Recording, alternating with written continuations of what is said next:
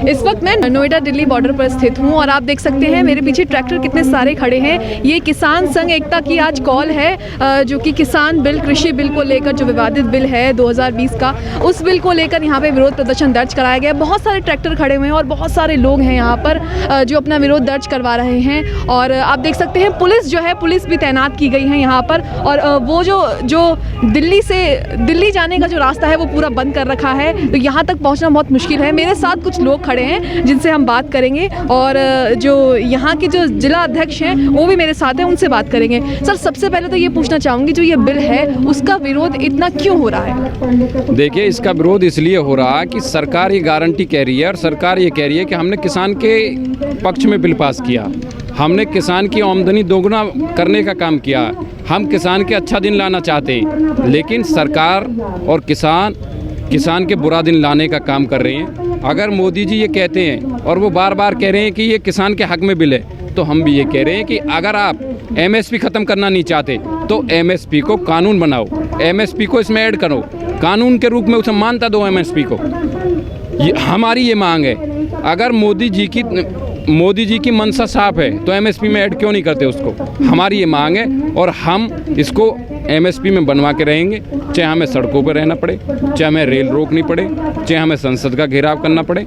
हम निरंतर लगातार धरने प्रदर्शन के माध्यम से देश के तमाम राज्यों में हमारा संगठन 15 से 16 प्रदेशों में चल रहा है, जिले के कम से कम 62 प्रदेश के 62 जिलों में चल रहा है।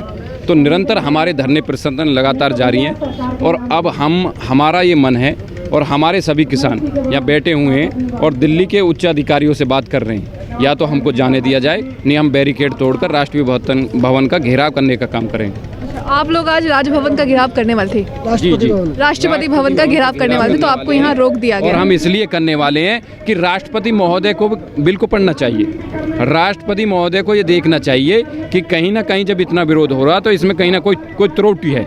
राष्ट्रपति महोदय आंख मीच के साइन कर देते हैं। राष्ट्रपति महोदय को सरकारें रातों रात बन जाती हैं। वो कहते हैं मुझे पता ही नहीं है कब सरकार बन गई, कब केंद्र सरकार ने कब राष्ट्रपति शासन हटा लिया।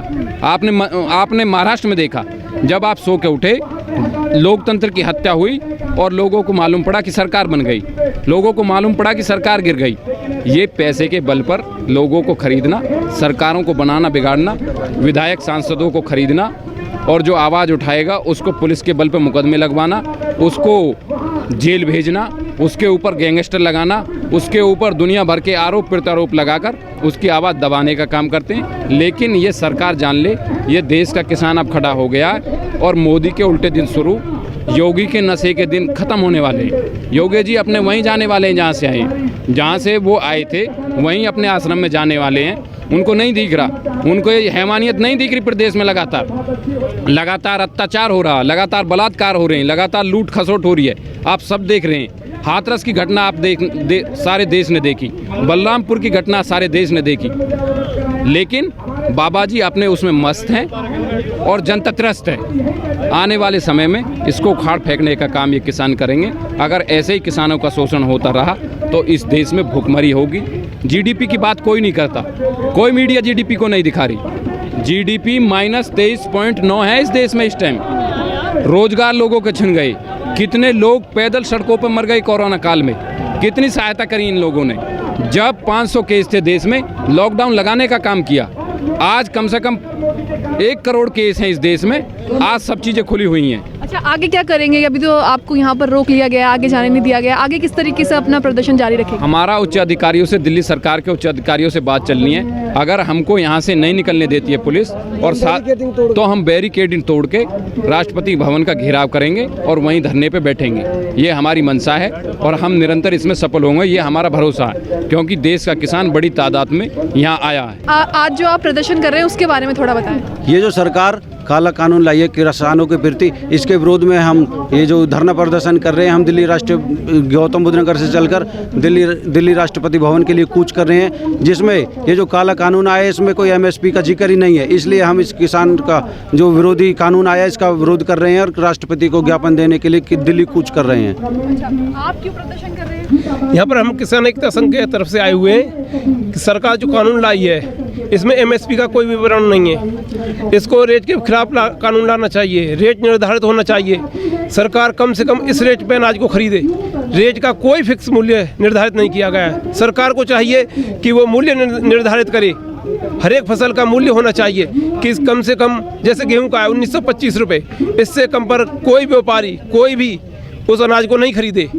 ऐसे ही हर एक फसल का मूल्य होना चाहिए। और मैं आपके चैनल के माध्यम से इस सरकार को ये जताना चाहता हूँ कि इस सरकार ने जो इन किसानों के खिलाफ ये बिल पारित करके जो इनके खिलाफ अत्याचार किया है किसानों के खिलाफ, हम किसान एकता संघ के एक कार्यकर्ता के पदाधिकारी इसका विरोध करते हैं और देश के अन्नदाताओं की आवाज़ उठाते हैं यहाँ बैठ करके, जो इस सरकार ने आज हमें दिल्ली जाने से रोक दिया यहाँ पे।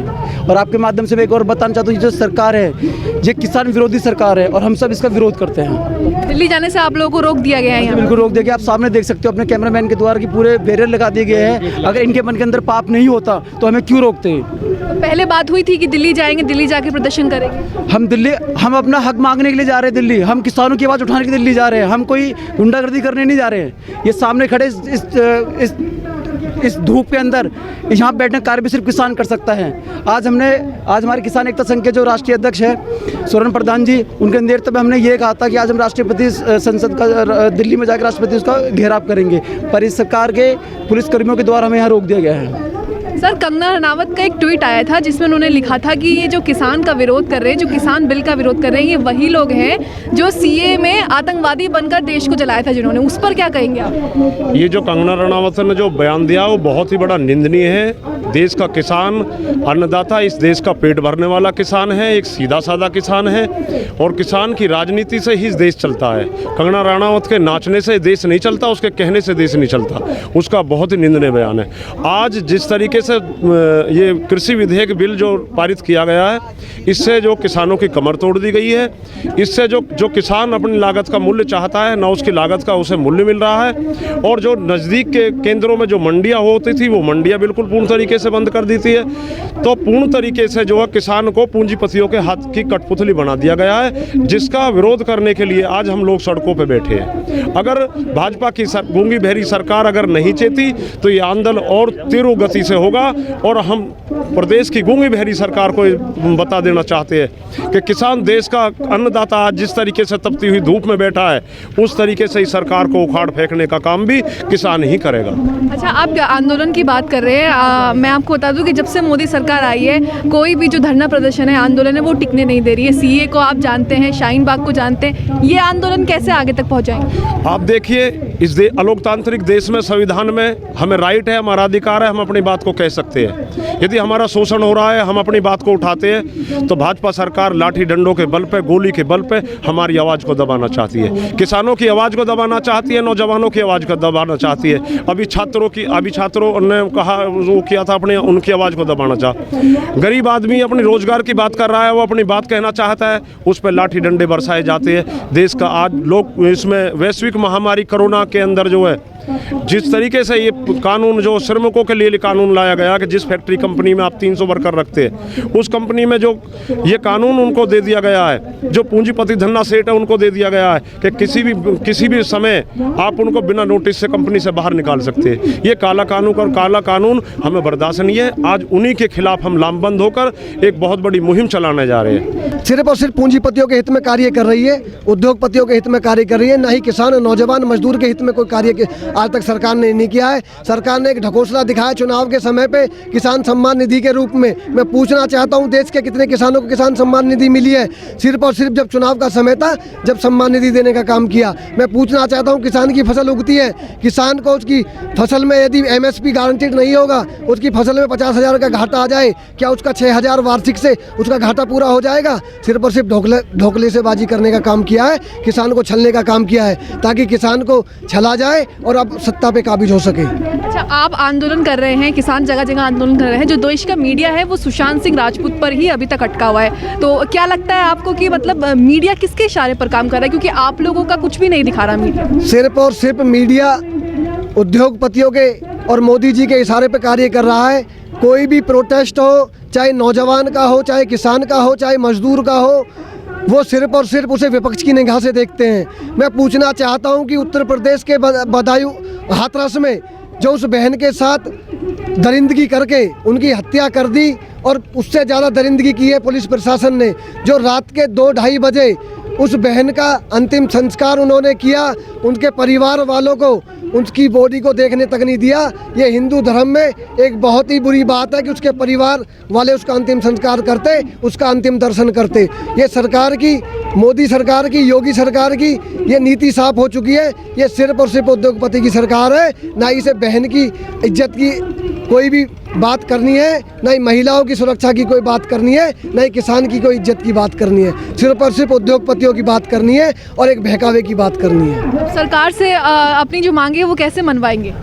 हम पुरजोर आंदोलन इस देश के अंदर चलाएंगे किसान एकता संघ के बैनर तले, और मैं प्रदेश का प्रदेश महासचिव हूँ। मैं पूरे उत्तर प्रदेश के एक एक गांव जा कर के किसान नौजवान को समझाने का काम करूँगा, मजदूरों को समझाने का काम करेंगे। हम एक बहुत ही बड़ा आंदोलन इस देश में खड़ा करने का काम करेंगे। यदि ये सरकार नहीं चेतती है तो आने वाले चुनाव में हम सरकार को खदेड़ने का काम करेंगे। मोदी सरकार के कृषि बिल 2020 को लेकर आज देश भर का किसान सड़क पर है। यहाँ पर भी किसान जो है जमा हुए हैं और उनसे हमने बात करी तो सबका एक ही कहना है कि जो मोदी सरकार है वो कानून तो ला देती है लेकिन उसकी नीतियाँ फिर सही से नहीं बना पाती, क्योंकि जैसे पिछले काले कानून रहे हैं CNRC को लेकर, उसी तरीके से ये भी काला कानून एक साबित हो रहा है। किसानों से बात करी तो किसानों का यही कहना है कि जो MSP है उसका एक निर्धारित जो मूल्य है वो निर्धारित कर दे, और कई लोगों ने ये भी मांग करी है कि मोदी जी जो भी इनकी मांगे हैं वो एक कोरे कागज़ पर लिख के दे दे, जिस तरीके से मोदी जी आगे जाकर उससे मुकरे ना। न्यूज़ मैक्स के लिए कैमरामैन फयाज हुसैन के साथ मैं मुनमुन।